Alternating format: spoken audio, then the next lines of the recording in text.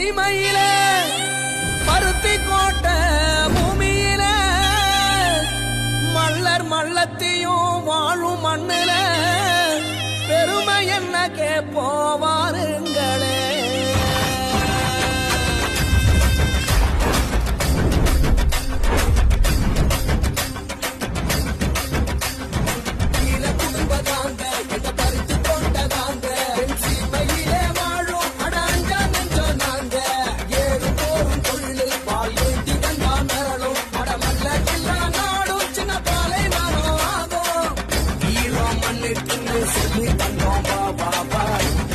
சனத்துக்கு தான் தந்தோம் மலைய சதற வைத்து போல